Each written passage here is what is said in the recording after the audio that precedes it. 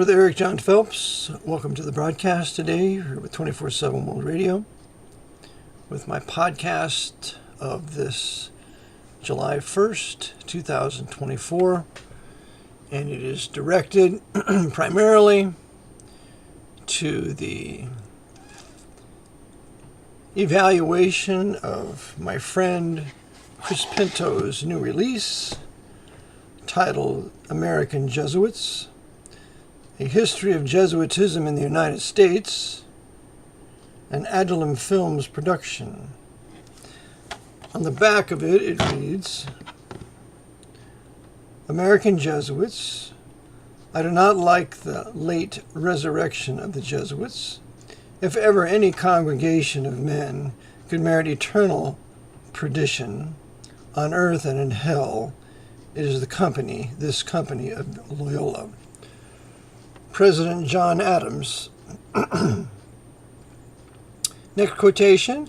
It is my opinion that if the liberties of this country, the United States of America, are destroyed, it will be by the subtlety of the Roman Catholic Jesuit priests, for they are the most crafty, dangerous enemies of civil and religious liberty.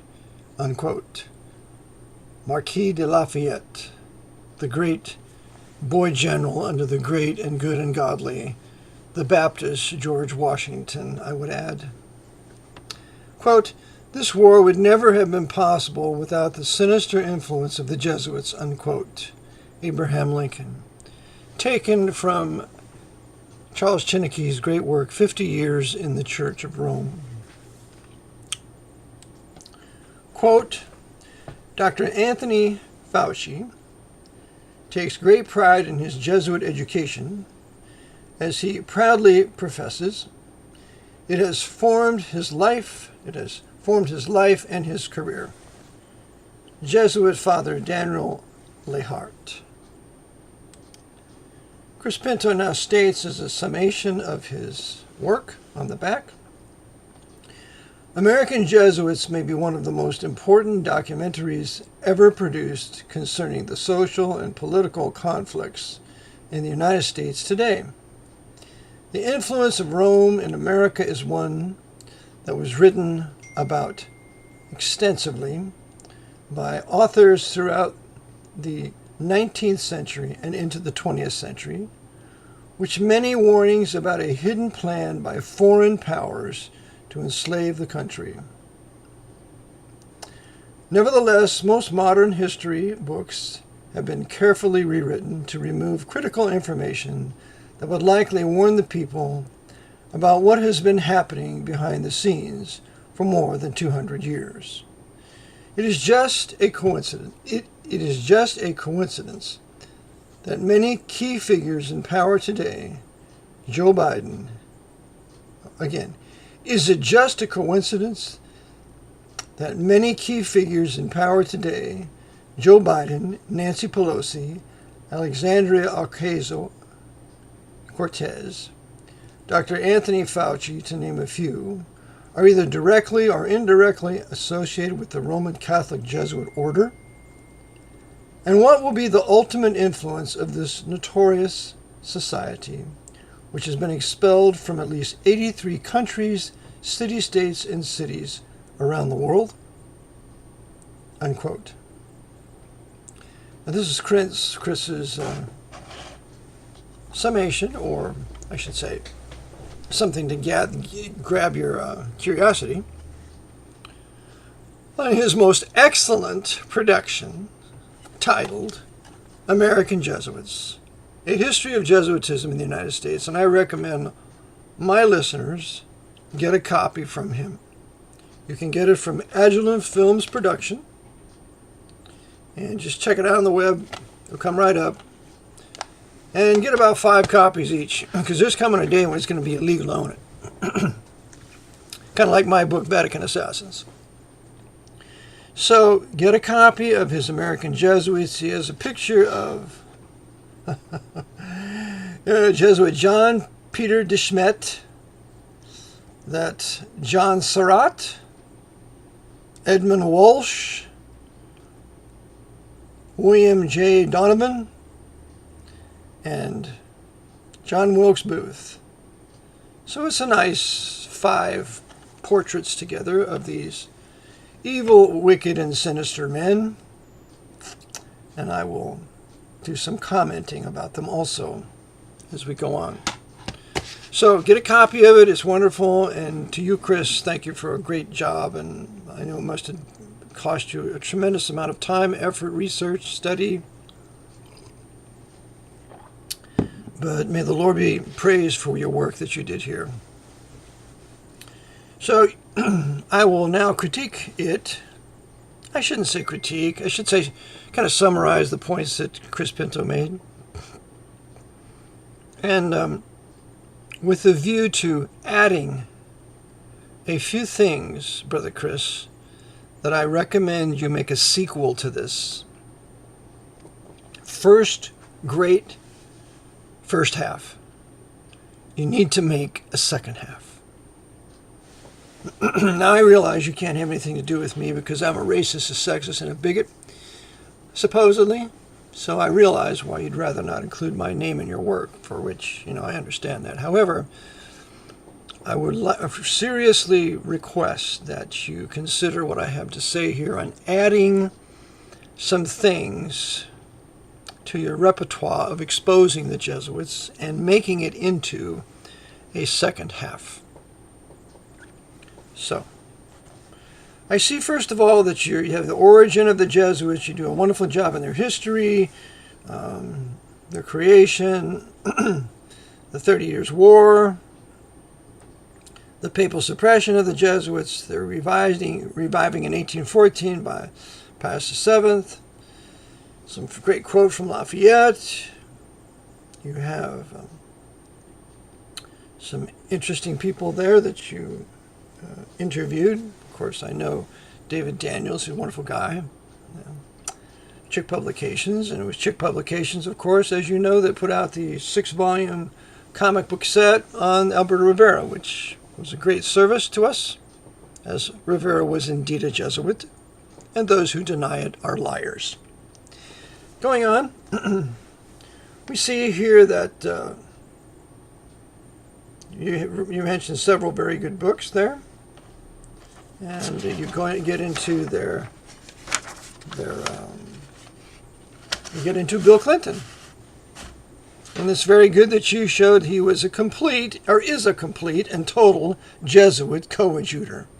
And he appointed several people from his Georgetown University that he attended to be in his administration. I think 7 of them you name. Well done. And you also really did a great job in exposing McCarthyism, that it was to hijack a truly anti-communist movement to make it look as those that were anti-communist look like McCarthy, like he's an inquisitor, like he's a radical.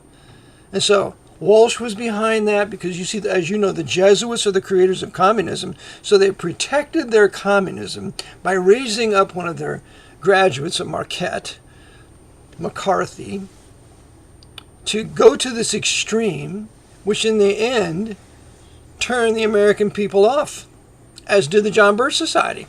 John Birch Society went to an extreme. And the John Birch Society, in Gary Allen's work, none dare call it conspiracy. Why? Who did they blame for the communist conspiracy? Why, they blame the Jews. And Gary Allen goes on to quote Pedro Arrupe about this international conspiracy of communism. And Pedro Arrupe was the leader of it because he was a Jesuit general in 1965. So that was a great point you made, Chris, to showing that McCarthyism was just to hijack the anti-communist movement that was legitimate, because if it ever was proven that the Jesuits were the masters of communism as they are, that they're the founders of it, that they're the protectors of it, that they're the preachers of it under various doctrines such as liberation theology and what have you, and even to a certain point social justice with that evil, wicked Luigi Tapparelli that you brought out in your... It was wonderful. You did a great job. The Jesuits always must protect the fact They must camouflage the fact. They must have a bodyguard of lies around the truth of the fact that they are the authors, promoters, and financiers of international communism. And that's why they backed Yankee North. They openly backed the South, but they secretly backed Yankee North, which Karl Marx called the American Civil War a communist revolution on the part of the North. But getting back to reviewing some of the things you said.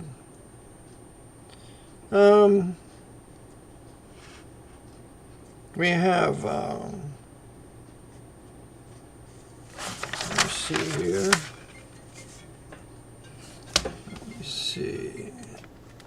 Oh, yes.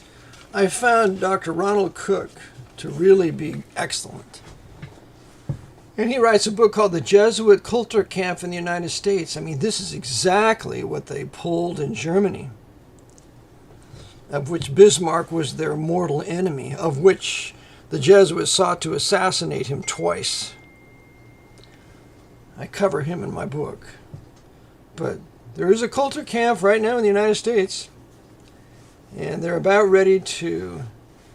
See, they had the Kulturkampf in Germany in the late 1800s that results in the New Right Nazi Party in the 1930s.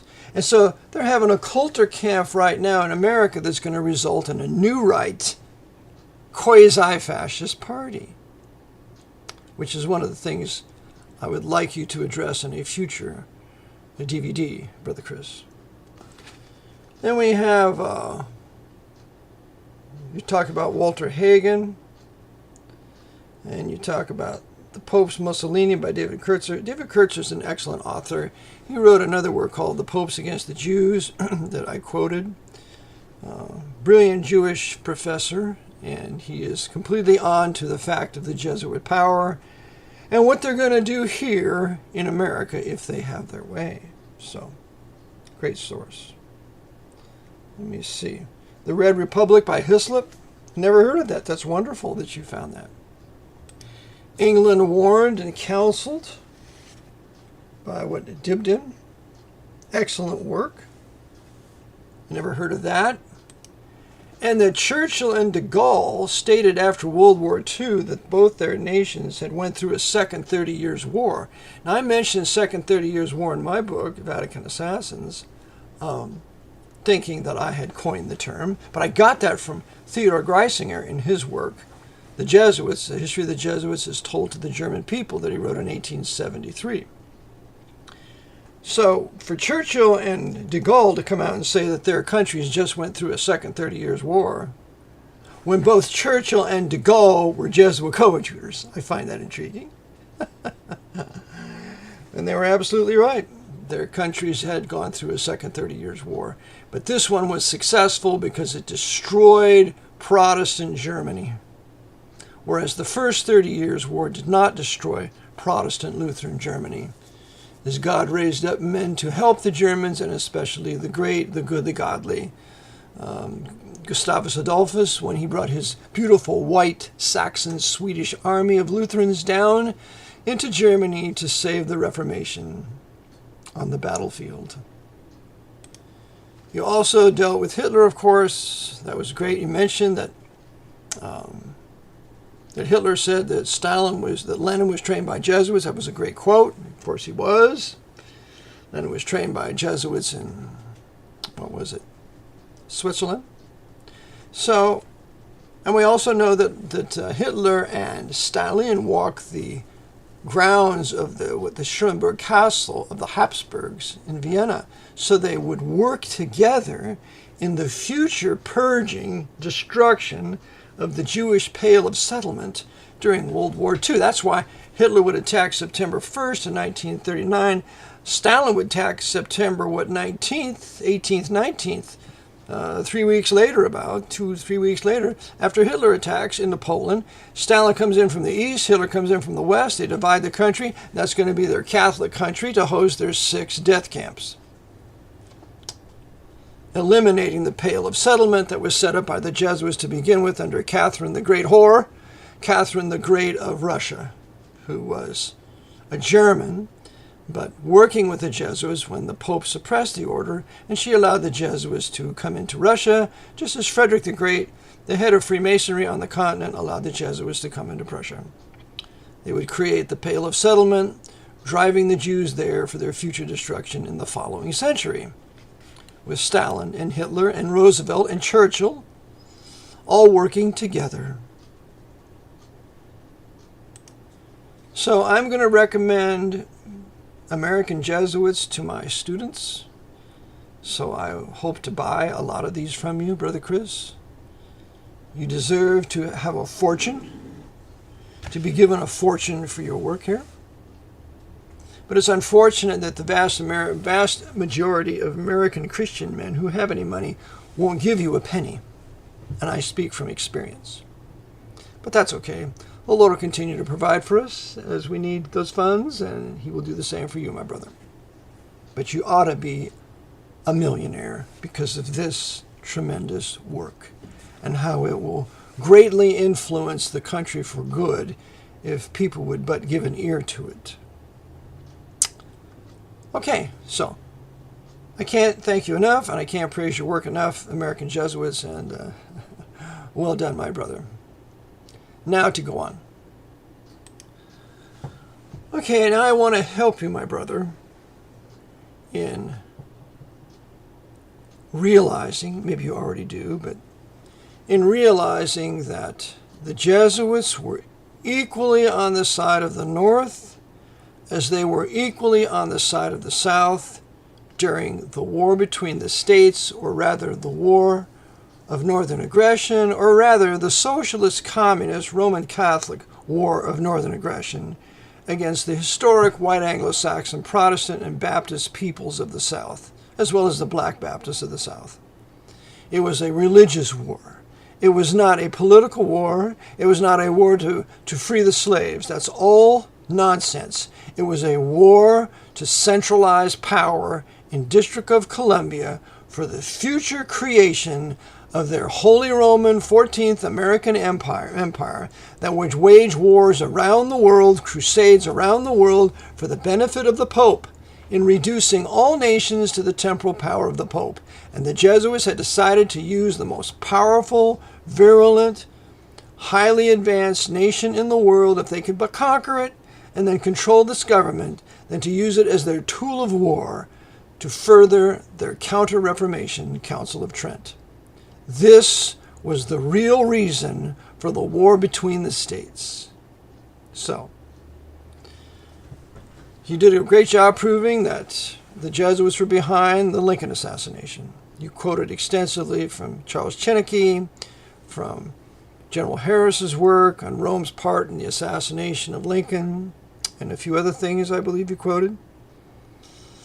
But I've overlooked it in the past, and in your work, I believe you may have overlooked it, is that the North was involved in the assassination of Lincoln in the Jesuit of Bernardine F. Wiggett of Aloysius College, or Aloysius Church in Washington, who was not only the overseer of the assassination cabal in Washington, which included John Surratt and John Wilkes Booth and Surratt's mother, Mary Surratt, and the others, but Bernardine F. Wiggett was also the secret advisor and overseer from the Jesuits of Georgetown that he worked with, and the controller of Edwin Stanton, the Secretary of War. Edwin Stanton was the one who orchestrated the assassination on the part of the North, and Bernardine F. Wiggett had a hand in that also, in overseeing that. Now I want to quote to you a secret note, two notes that were discovered in 1961 by Ray Neff. Ray Neff discovered two coded messages written by Lafayette Baker. Lafayette Baker was involved in the assassination of Lincoln. And this is brought out in the book titled They Wanted Lincoln Dead by Troy Cowan. Classic work for you. And here Lafayette Baker tells who the real assassins were of Lincoln in his notes. He says here on page 204, I am constantly being followed. They are professionals. I cannot fool them. In New Rome, there walk 3 men. Look at that. In New Rome. What's New Rome? New Rome is Washington. It's called Rome on the Potomac, as you know.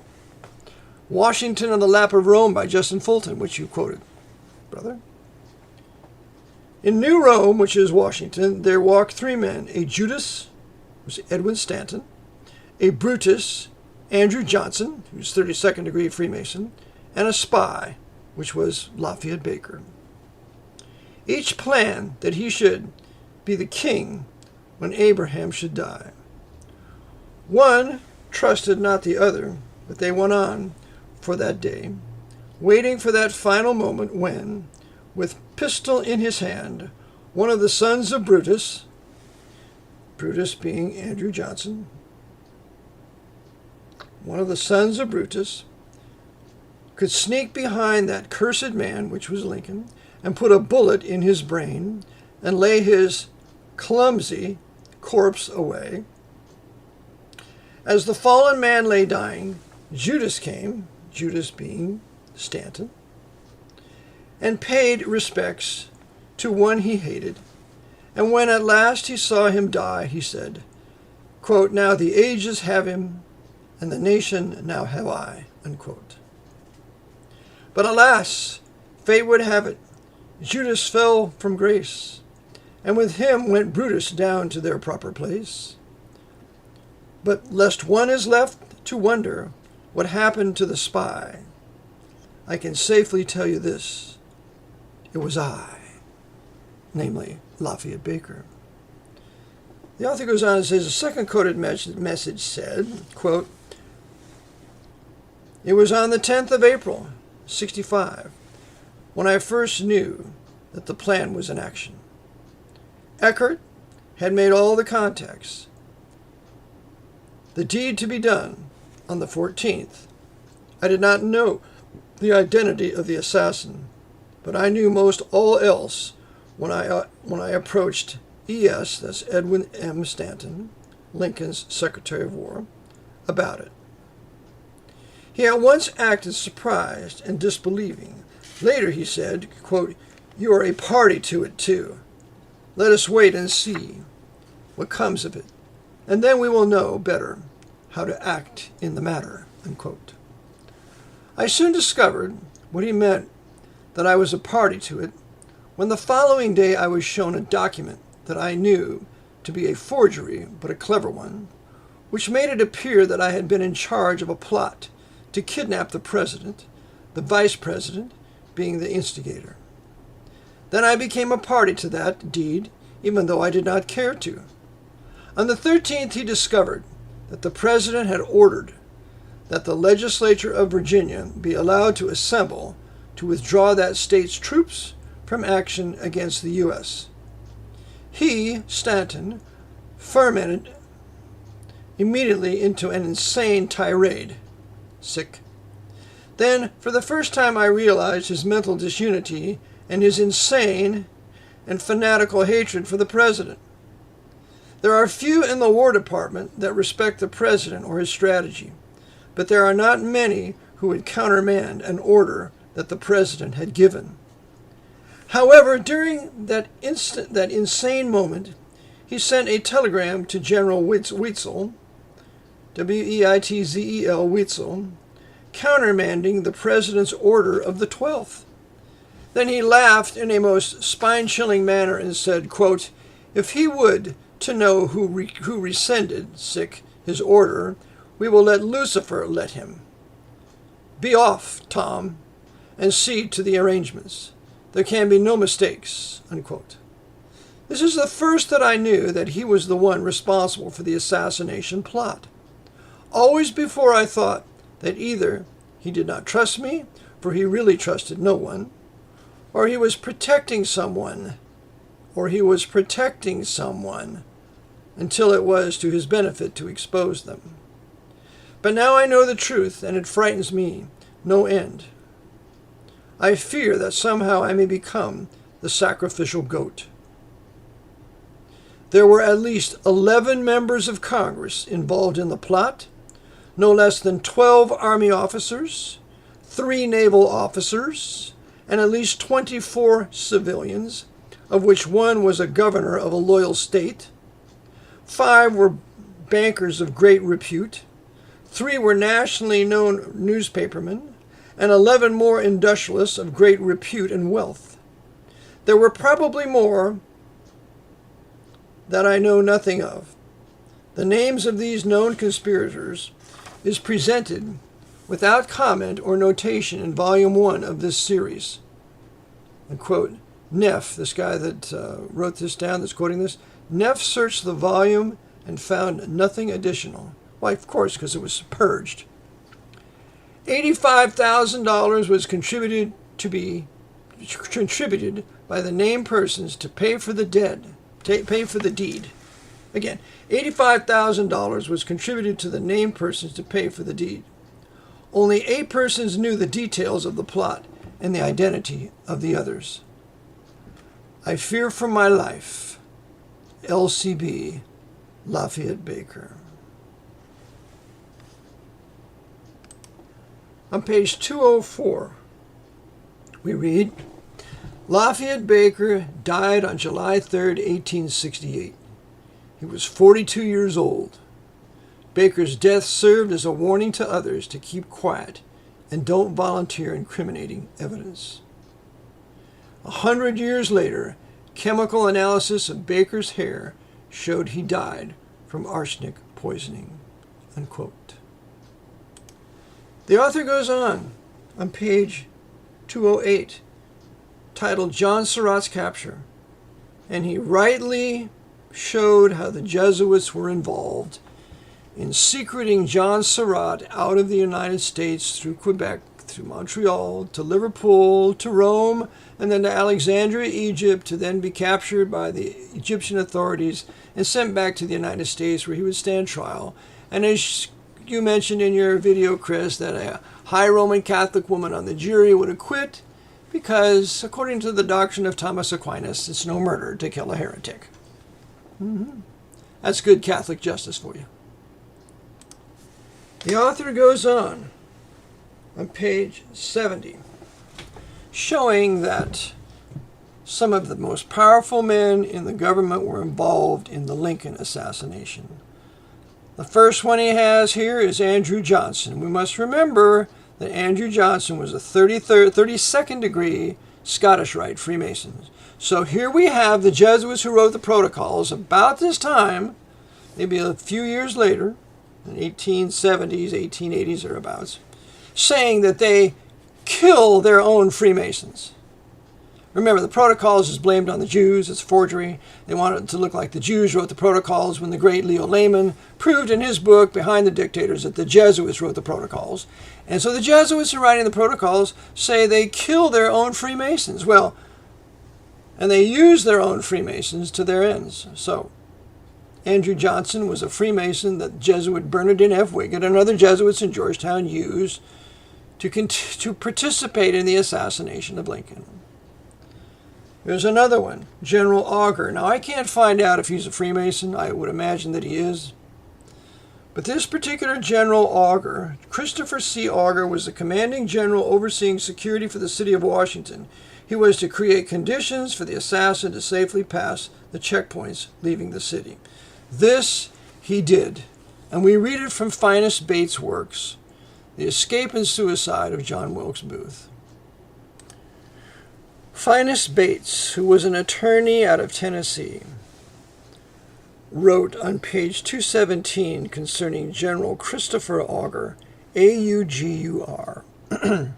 It stands as a matter of history that at about the hour of 4 o'clock in the afternoon of April 14th, 1865, General C.C. Auger ordered the Jesuits called in from the protection of the life. Wait a second. I'm thinking about something else. It stands as a matter of history that at about the hour of 4 o'clock in the afternoon of April 14th, 1865, General C.C. Augur ordered the guards called in from the protection of the life of President Lincoln, then known to be threatened and in imminent danger, as stated by General Dana, and that at 10 minutes past 10 o'clock that same evening, the president was assassinated, and at 30 minutes past 10, 20 minutes later, the federal guards, still on duty, opened the gates for Booth, the assassin, to pass out over the East Potomac Bridge, so that within 6 hours after the order of General Augur, the president had been shot, and the criminal had escaped through the federal lines, his escape having been made possible by the order of General Augur. This is a Yankee Union general in charge of the Army of the city of Washington, and he is directly under Edwin M. Stanton, the Secretary of War, because he got an order from Stanton to do that. Goes on. By the order of General Augur, whether designedly or not, the result was the same, and on the 25th day of January, 1898, 33 years later, the officials of the War Department find that proof of the fact that John Wilkes Booth lived and was still at large was of no importance to their department, nor to the Department of Justice of the United States. Otherwise, proper reference would have been made and the Department of Justice officially notified instead of finding against an investigation of the facts submitted. The conspiracy continued. It's like the Kennedy assassination conspiracy continues today. So my point being is that this General Christopher C. Augur was a Northern Yankee Union general involved in the plot to assassinate President Abraham Lincoln. And he is working with John Surratt, ensuring his escape, and Surratt has been tutored by Jesuit Bernardine F. Wiggett at the Surratt House in Washington City. So the connection between Wiggett and Surratt and Wiggett and Stanton and Augur is undeniable. So the Jesuits are working both sides for their purposes, using their subordinate Scottish Rite Freemasons.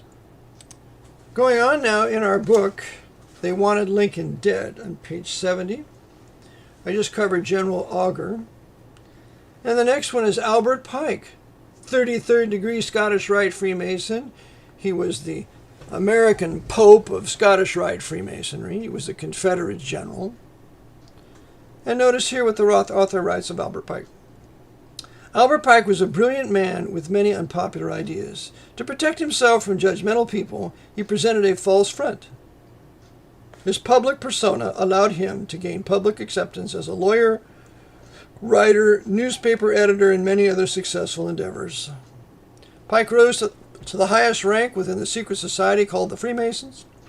To satisfy his need to express his true beliefs, he helped create a secret organization called the Knights of the Golden Circle, KGC. Many years later, when the KGC was disbanded, the Ku Klux Klan was born. Pike was able to express his darker side from within these secret societies. Albert Pike knew fellow Freemason and Congressman Clement Laird Vallandigham. Vallandigham knew Edwin Stanton, and he introduced Stanton to Pike. So, we have Pike's connection to Stanton. And by the way, President Andrew Johnson would later pardon Albert Pike for treason, because they're all working together in the Brotherhood, subject to the Jesuit order, for the assassination of Lincoln. And the question is why? Now the question is, why did these radical red Republicans in the North, coupled with the Masonic Jesuit conspirators in the South? Oh, by the way, I have one more thing to add. In the book titled First Chaplain of the Confederacy, Father Darius Hubert S.J., we see that the first chaplain of the Southern Confederacy was a Jesuit. So, his name is Father Darius Hubert, Hubert. And there's a book titled First Chaplain of the Confederacy, written by Catherine Bentley Jeffrey, Jeffrey. And it was published in, let me see here now. Come on, see if we can get the page. It's published in 2020. So, here is Hubert, the Jesuit chaplain of the Confederacy, greeting the Yankee Union Army as it enters Richmond. Now remember, the cities that were destroyed by the Yankee Union Catholic Communist Army were Protestant cities. The Protestant city of Columbia, South Carolina. The Protestant city of Vicksburg, Mississippi. The Protestant city of Atlanta in Alabama, or in Georgia. The Protestant city of Richmond in Virginia. Richmond, Columbia, Atlanta, and Vicksburg, all Protestant cities, but they didn't destroy Catholic New Orleans. You see how it was a crusade of Yankee North, run by the Roman Catholics and their Jesuits, to demolish the white Protestants of the South? And here you have the chief chaplain of the Southern Confederacy meeting with certain of these Yankee Union generals. On page 85 of First Chaplain. When Richmond fell, Father Hubert's Jesuit confrere, Hippolyte Gacci, was in the city as well, having been sent with a few nuns from Lynchburg to the Stewart Hospital in Richmond several weeks earlier. Gacci was sanguine about the arrival of the, quote, victorious Yankee Army, unquote, in the capital, greeting Catholic Union officers and chaplains as the, quote, best of enemies, unquote, and extolling their magnanimity. Quote, I don't know whether the Protestants of Richmond realized to what extent the kindly attitude of the conquering army was due to the Catholicism of its leaders, especially General Edward Ord. Remember, there's Fort Ord out of California, named after him. And that consequently it is to Catholicism that the conquered are beholden, unquote. So here is Hubert's friend, Gacci, meeting these Yankee Union generals and having a gay old time. Because you see, the Jesuits on the north, the Jesuits in the south, Wiggett in the north and Huber in the south, are working together for the destruction of white Anglo-Saxon Protestant southern cities, to the end that they would then create an empire on the ruins of the Federal Republic, and that it would be the Pope's Holy Roman, 14th Amendment, Socialist Communist, Corporate Fascist, American Empire, that the Pope would use to conquer the world with its military colossus. That was the end game. That was the real purpose of the war. Okay, let's go on. Now back to they wanted Lincoln dead. Here's what Lincoln said at a meeting with his staff, including Stanton, who hated Lincoln, wanted to treat the South as a conquered territory, just like the fanatical Thaddeus Stevens out of Pennsylvania here, buried over in Chestnut Street in Lancaster. So we read here, Lincoln continued, quote, I think it providential that this great rebellion is crushed, just as Congress has adjourned, and there are none of the disturbing elements of that body to hinder and embarrass us. If we are wise and discreet, we will reanimate the states, get their governments in successful operation, and order prevailing, and the Union reestablished. That's the old Union. That's what the cry was, the old Union to preserve. General Buchanan, James Buchanan was defending the old Union, or the Union as it was, the old federal Union, not the new national Union that the radical Red Republicans would put upon us. So we see here, and the Union reestablished before Congress comes together in December. We can do no better, accomplish more without them than with them. There are men in Congress who, if their motives are good, are nevertheless impractical, and who possess feelings of hate and vindictiveness in which I do not sympathize and cannot participate. I hope there will be no persecution, no bloody work after the war is over. Lincoln had no idea that the radicals would put on the horrible Reconstruction of the South for 12 years, from 1865 to 1877. No one need expect me to take any part in hanging or killing those men, even the worst of them. Enough lives have been sacrificed. We must extinguish our resentments if we expect harmony and union, unquote. For Stanton, Lincoln's desire to forgive the South was an outrage. It confirmed his reasoning that Lincoln needed killing. This is why they killed Lincoln. He was going to reestablish the southern states on the same footing that they had before the war. That would be maintaining the old federal Confederate Union. This is not what the Jesuits or the radical red Republicans wanted. They wanted a new union, a new national union. And to get that, they would have to pass the 14th Amendment while the southern states were under Reconstruction with occupational Yankee Union armies down there at their capitals to make sure that that would happen. Without the Reconstruction, there is no 14th Amendment. Without the 14th Amendment, there is no national citizenship for blacks and whites. Not just for blacks, but for blacks and whites, because the 14th Amendment was to make citizenship national. Without national citizenship, there's no new national government. Without the new national government of July 28, 1868, with the passing of the 14th Amendment, there would be no District of Columbia Act in 1871, where they would consolidate the various cities, Washington and Georgetown, into the District of Columbia to make District of Columbia Rome and the Potomac. And all of this was done in anticipation of making an empire out of the little republic and then putting upon the centralized government an empire of emergency war powers military government in 1933. But let's go on a little bit farther. I think I'll just ad-lib a little here. The Jesuits will then begin to use their robber barons with their monopolies in steel, like Vanderbilt, and oil, like Rockefeller and others. And you can read about this in this tremendous book called The Robber Barons.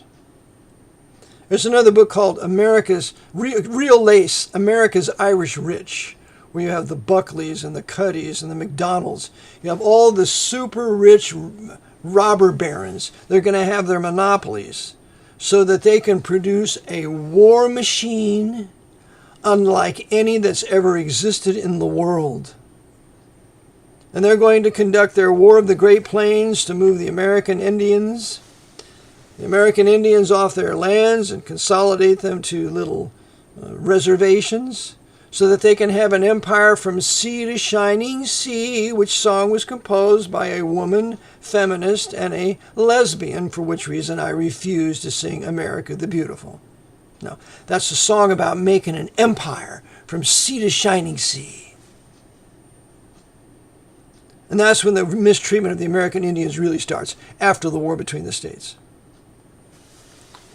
So you have the robber barons, you have the consolidation of power, you have, by the time we get to Theodore Roosevelt, Roosevelt was made the president after the Jesuits assassinated McKinley, and Roosevelt will have an advisor, and that advisor will be a Jesuit named Thomas Sherman. You can get a book called The General's Son, story about Thomas Sherman, the Jesuit. And Thomas Sherman wanted to reenact his father's march to the sea from Atlanta to Savannah in Georgia during the Roosevelt administration. And the people of Georgia said, ain't no way in heaven or in hell you are going to reenact that savage, vicious, rapacious, murderous, thieving, plundering march to the sea in a 60-mile wide swath from Atlanta to Savannah, to the coast of Georgia. That's Theodore Roosevelt. Okay. So, as we move on, The Jesuits, in building their empire from sea to shining sea, they need a national bank to finance it. So they'll create the big gold crisis in 1907, and they're going to use their financial man in the country called J.P. Morgan. J.P. Morgan will be used to eliminate those enemies, primarily Jewish enemies, of the Federal Reserve Act. Federal Reserve Act is being drawn up in Jekyll Island in Florida. There's a book you want to get called Jackals of Jekyll. And when this is being drawn up, there were certain enemies of the Federal Reserve Act, like Isidor Straus and others. They managed to coax on the Titanic so they could put it at the bottom of the North Atlantic in 1912 on good old April 15th. Yeah. And so with that, in 1913, the Jesuits will have their apostate Presbyterian, Woodrow Wilson, the president, overseen by Joseph P. Tumulty, a fourth degree of Knight of Columbus, and this Knight of Columbus will be advising everything Woodrow Wilson does, and so Woodrow Wilson will then sign into law the Federal Reserve Act, allegedly passed on December 23rd, 1913. And so now the Pope has his bank. It has a 20-year charter. But in 1927, since the Federal Reserve Bank seems to be working well and people are prospering with the roaring 20s and credits in circulation, in 1927, Louis T. McFadden will put a bill into the Congress giving the corporate charter of the Federal Reserve an unlimited, unending charter.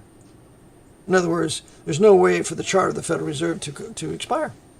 It's unlimited, thanks to Louis T. McFadden, that would later attack the Federal Reserve. So now the Pope's bank's in place. In 1913, you got the Roaring Twenties. You got the Catholics swarming in here from all over Europe. All the Italian Catholics, the Polish Catholics, the Irish Catholics, turning the major cities into Catholic ruled areas with lots of crime and lots of sin and lots of mafia. For which reason the Ku Klux Klan would be revived to oppose Catholic immigration or Catholic invasion of the country. But you can't beat the devil at his own game. The Ku Klux Klan was run by high-level Freemasons that would ultimately lose, because you can't fight the devil using his means. So, you got the Federal Reserve Bank in place. It now has an unlimited charter. It's in 1927. They're going to start the American branch of the Knights of Malta out of New York City in 1927. And then 1929, you're going to have Pietro Tacci Venturi, that demon-possessed Jesuit advising Mussolini, which, by the way, Chris did a great job finding that picture. And he will be overseeing the writing of the Lateran Treaty that will give the temporal power back to the Pope in 1929, and about $95 million worth of monies to the papacy from the Italian people, so the papacy can take that money and invest it and buy corporations for pennies on the dollar after Joe Kennedy would cause a stock market crash in 1929, he being the chief short seller of stock and Knight of Malta. And later, under FDR, ambassador to the court of St. James. So, everything's in place. Meanwhile, they've been registering births, and since about 1906, Congress has called for the birth registration, and they deem it to be completed in 1933. And in 1933, we're in the height of the Great Depression that's been caused by the papacy. The Pope's Federal Reserve Bank withdrawing 40% of credit, Joe Kennedy selling short. Now we have the horrible, terrible Great Depression that FDR on a white horse is going to come along. He's going to be savior for the day. So this brings us to the third thing you might wish to add, Chris, in your supplement or complement second edition of your American Jesuits. The first being that Yankee North, Jesuits running Stanton, and the military in Washington contributed to the assassination of Lincoln and enabled Booth to escape. These were the radical red Republicans, totally controlled by the Jesuit order out of Georgetown, specifically Bernardin F. Wiggett. Now, But openly the papacy's on the side of the South. And the Pope sends a picture of him, a portrait of himself to Jefferson Davis at the Capitol in Alabama. And it looks like, well, the Pope's on the side of the South. And that's the last thing he's on. They're Protestants. He wants to incite hatred in the hearts of the Protestants of the North for the people of the South. Because after all, those Southerners are siding with the Pope and the Pope's siding with them. We'll fight that much harder to defeat the South. And when the Catholics found out that the Pope had sided with the South, the Catholics in the Yankee Union Army, 100,000 of them deserted. But that's after Lee lost Gettysburg. That's after the practical end of the war. On the same dates of Vicksburg and Gettysburg, around July 3rd, July 4th, those two battles that the Yankee Union North won ended the war for the most part. It was just mopping up operations after that. Vicksburg was Protestant. Gettysburg was a little Protestant town.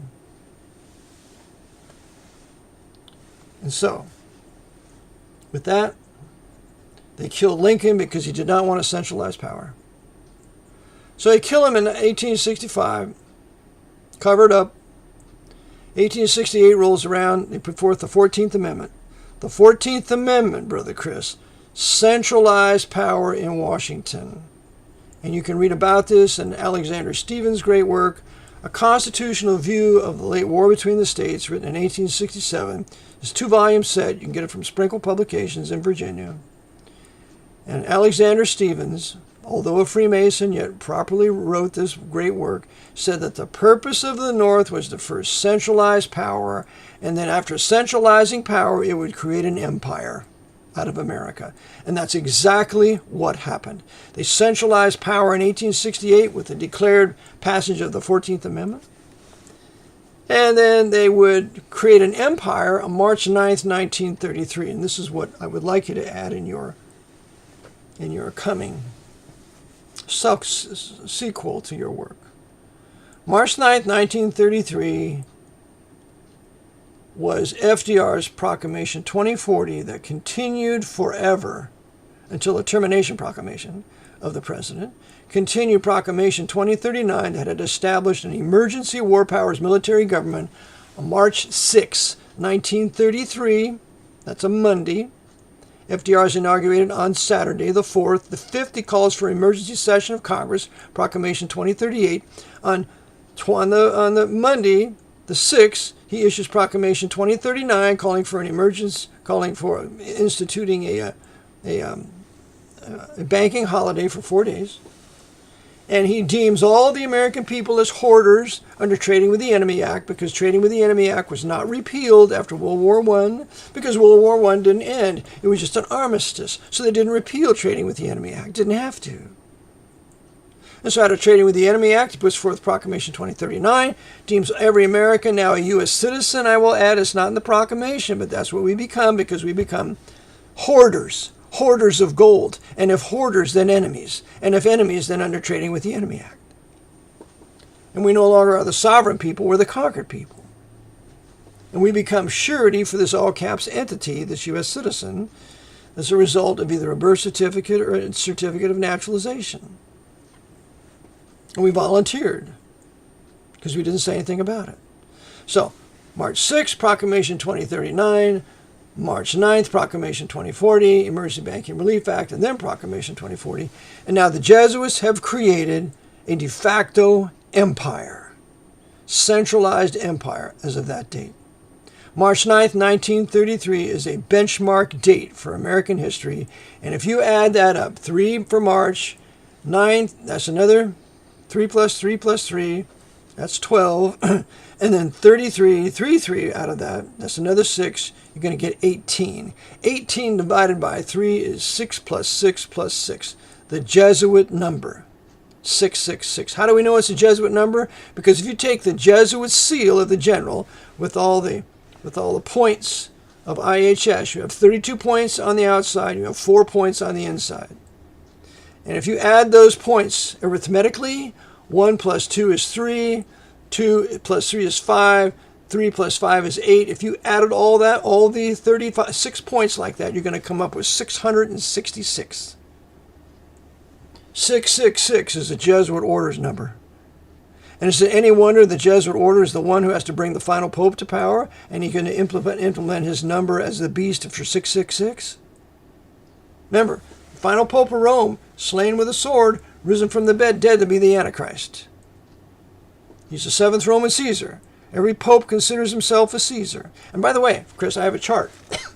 Brother Ed got this to me.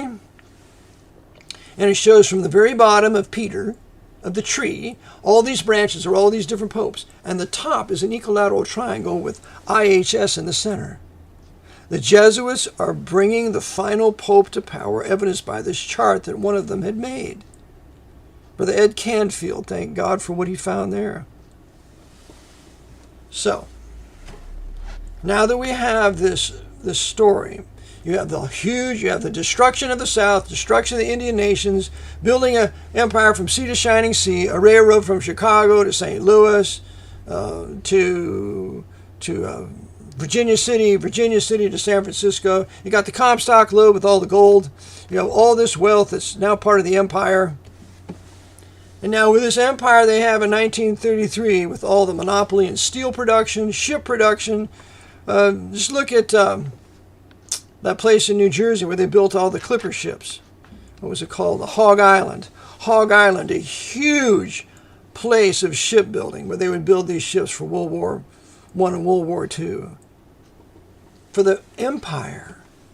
Then we have Virginia out of Norfolk. They're building the greatest, most powerful aircraft carriers in the world. What for?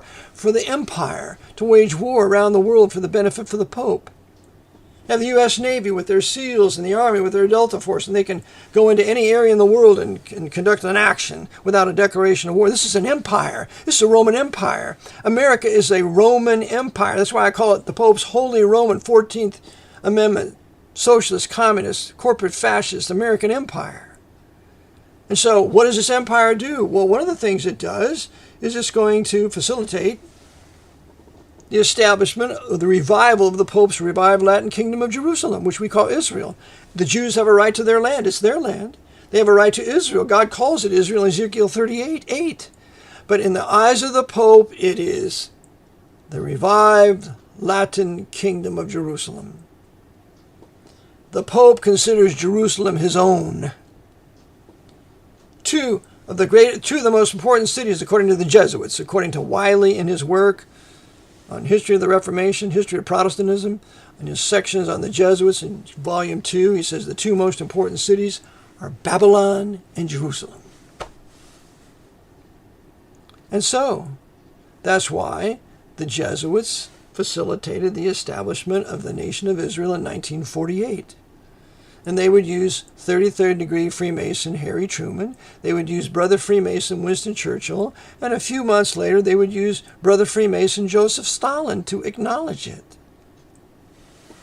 Okay? And they would create Mossad in 1951. And they would use the German BND that were former SS men like Reinhard Gehlen and others. According to Loftus's work, the secret what is it? Against the Jews. Secret War Against the Jews. John Loftus. So they built this huge American empire. And then they've contorted the tax system into being a de facto direct tax that's uniform. Everybody thinks it's not avoidable, but it is. It's just an excise tax for exercising a federal privilege to be either an employee or a trade or business, quote unquote, as they define it. And so now everybody believes the income tax is unavoidable, and so they tax the people of the empire to death to pay the debt, to pay the interest on the national debt, according to the Grace Commission of 1984-85. W.R. Grace, head of the Knights of Malta in America at the time, co-conspirator in the Kennedy assassination, I would add, so that they can use the American people for commercial purposes and for war, to the end of restoring the temporal power of the Pope of Rome around the world. It's this empire that's built communist Russia. Look at any of the productions of the Birch Society. Look at the writings of Anthony Sutton, Wall Street and the Rise, Wall Street and the Bolshevik Revolution. Look at Anthony Sutton's work, Wall Street and the Rise of Hitler. This military government of Washington has built communism, fascism, and has built communism in China. Edmund Paris said that the State Department put Mao Zedong in power. And in 1949, the one who's overseeing the State Department is Francis Cardinal Spellman, the one who is the head of the Kennedy assassination, as I document in my book, The Vatican Assassins. It's the same Francis Cardinal Spellman that's going to oversee the attack, the Israeli attack on the USS Liberty. Proved it in a previous broadcast. Spellman's running LBJ. LBJ says, I want that GD ship at the bottom of the ocean. I'm not ready to embarrass our allies. While he was busy fornicating with a Jewish Mossad woman. LBJ, Freemason, trained by Jesuits for 1 year at Georgetown, was totally in the hands of the Jesuits in Washington and overseen by Francis Cardinal Spellman during the Kennedy assassination and during the attack on the USS Liberty. Because they wanted to sink the Liberty, blame Egypt, then invade Egypt, while at the same time, USSR was going to send conventional missiles out of their subs to bomb Dome of the Rock and the Alaska Mosque. And if you don't believe it, get the book, get the DVD. It's 4-volume set, 4 CDC set. Sacrificing Liberty. Get it. Watch it. So in conclusion, Chris, make up a sequel.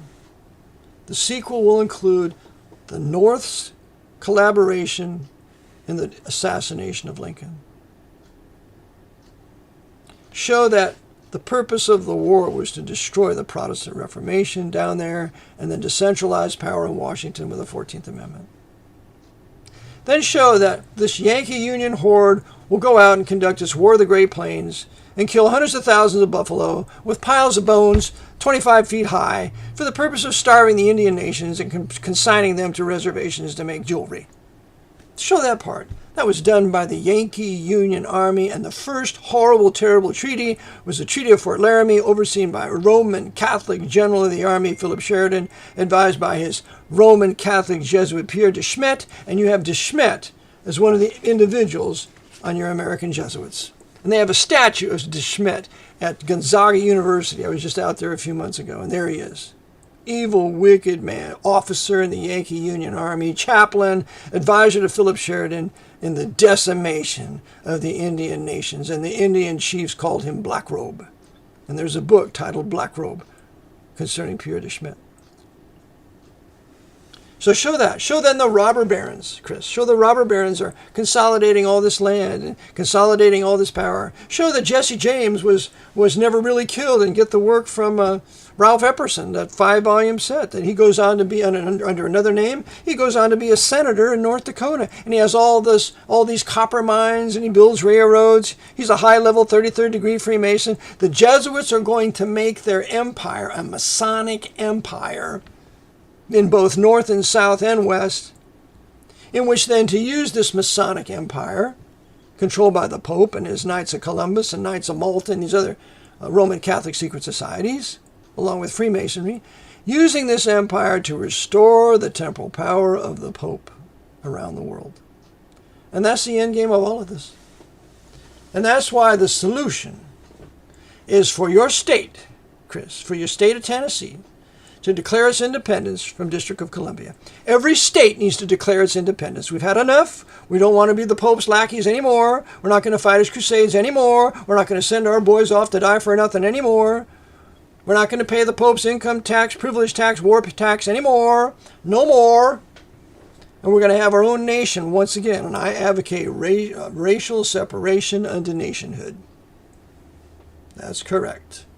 Don't hate anybody, but we want to preserve our race, language, and culture, the historic white-raced peoples of the Protestant Reformation, the Great Awakenings, so we can preserve our history, our culture, our beautiful culture, the most beautiful culture of all cultures ever. And that the blacks, if they want to have their own nation, there's a lot of black Baptists in this country, they need to have their own state. You can border our state. If anybody invades you, we'll help you fight them off. If anybody invades us, you can help us. But racial separation unto nationhood as we serve the Lord. But if we don't do this, Chris, if we don't expose this grand design of the Jesuit order to use this empire in its final crusade in the Mideast and in the Far East, only to then be invaded what I've called for 20 years a Sino-Soviet Muslim invasion, if we don't explode the reality of this, and if we don't show that the end game is to kill every Jew in North America with this new right that's coming to power, with this quasi-fascism that's going to come to power, get the book, The Beast Reawakens by Martin Lee. Get the other book, The Neo-Catholics by Betty Claremont. It shows they want to establish a new right. And all these apostate Protestants and Baptists are going to go right along with it, going to side with Trump, our savior, whoever they want to call, whoever they want to bring up.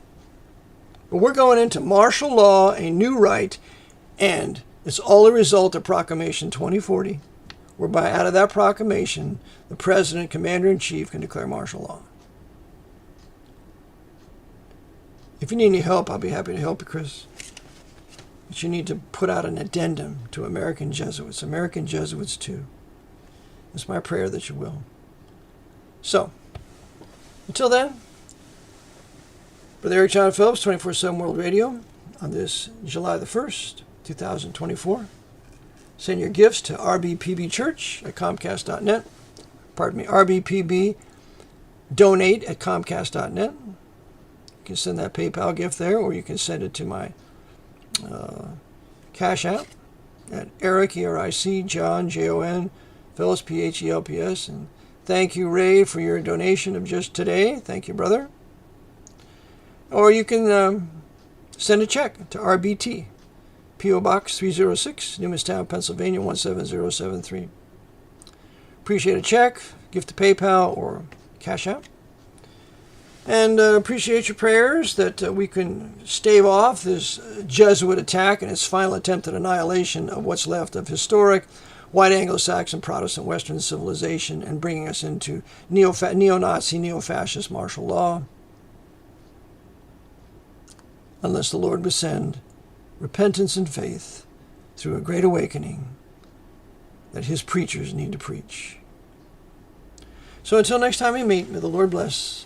And I trust this is a blessing to you, Brother Chris, as this was devoted to you and your great work, American Jesuits, which again I recommend all the listeners get a copy of American Jesuits by Adolin Films, produced by Christian J. Pinto.